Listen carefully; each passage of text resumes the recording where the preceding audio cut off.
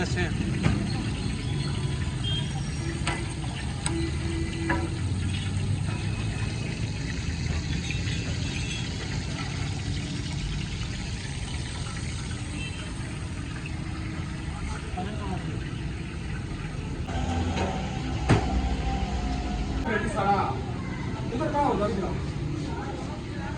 अब इन्होंने साथ रोटी भी शुरू कर दी है।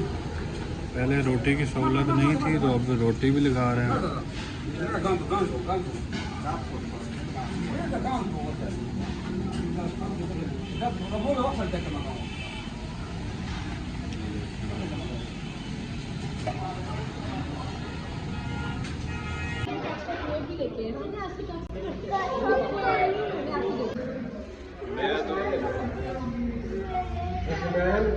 नहीं जा रही।